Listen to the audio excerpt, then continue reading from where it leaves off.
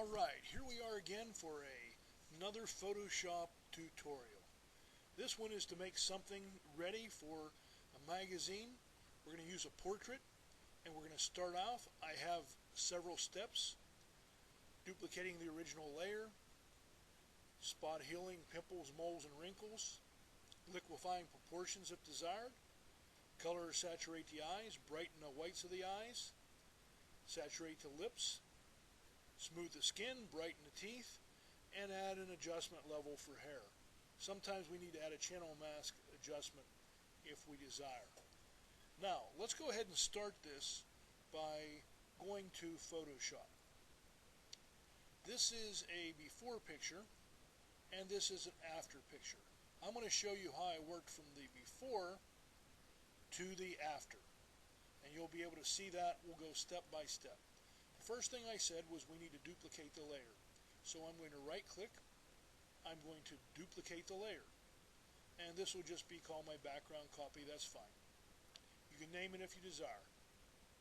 Now, the next thing that I do is I take away blemishes.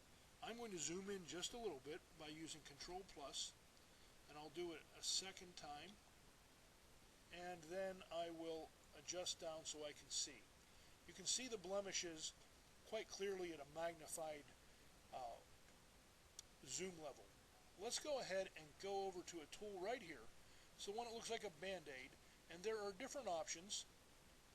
We're going to go to the spot healing brush tool. We'll click on that one, and then you can adjust the brush size using the left bracket or the right bracket to make it smaller or larger. You want to go around each one of the blemishes. So I'm going to click on it, and as I do, you can see the blemishes start to go away. I just want to go through and find anything that I think I might need to change. If you want to take moles off, that's fine.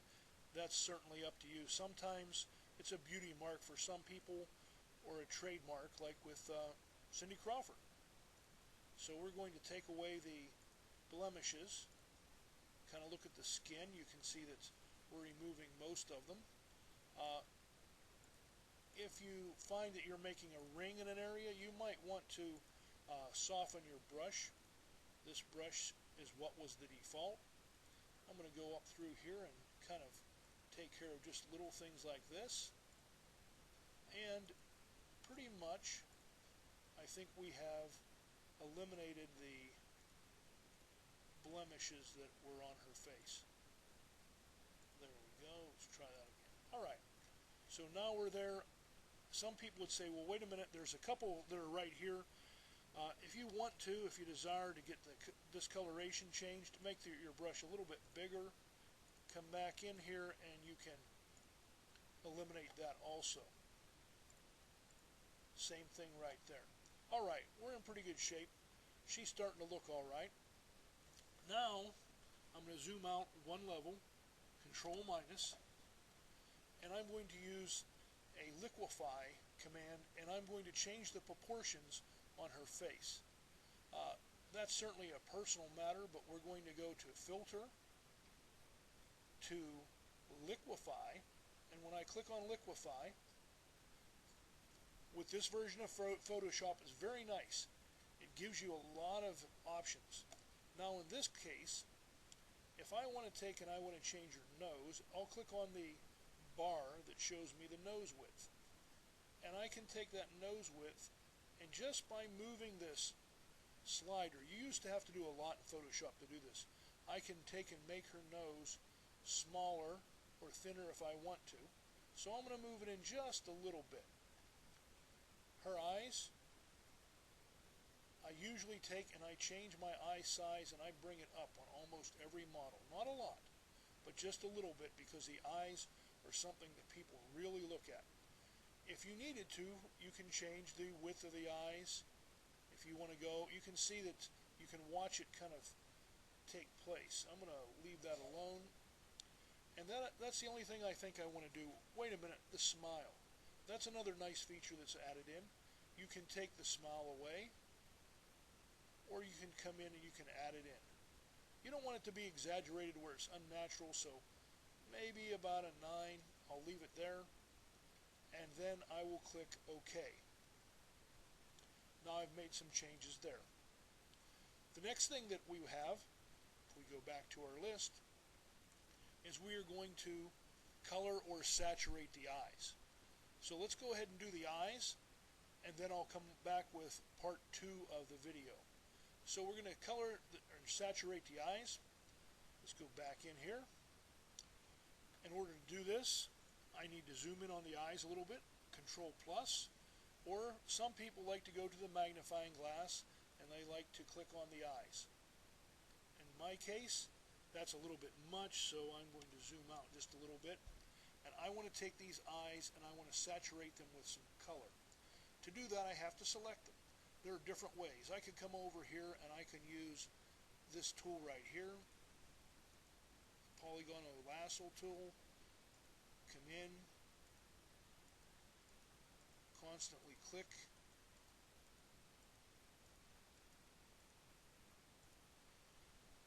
go to the add the other one. If I chose to, I could come in, instead of using that, perhaps go to the quick select tool, select the area right here, hold the Alt key down, take away the selection part that I don't want. But really, in order to tell what I've selected or not selected, what I have to do, and let me come back and get this area right here again, I deselected it earlier, is I'm going to do the mask. I'm going to choose the little click area right here, and with my brush, either the, let's see, where's my brush tool? Oh, it was underneath the pencil. There we go.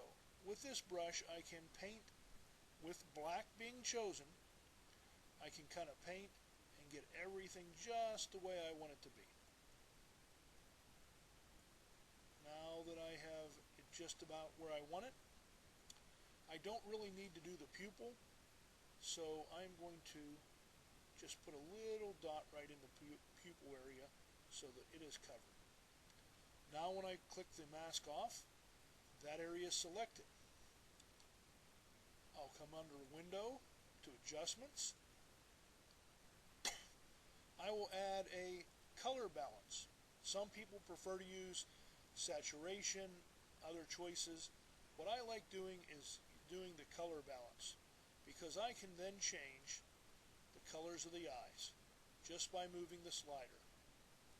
In this case, I'm going to give her some bright, I think I'll give her some bright blue eyes. So we'll come over here, and I want to deepen the blue, move the cyan, bring it in. You can see that the highlights still stay when you use this technique, and I think that'll be about right.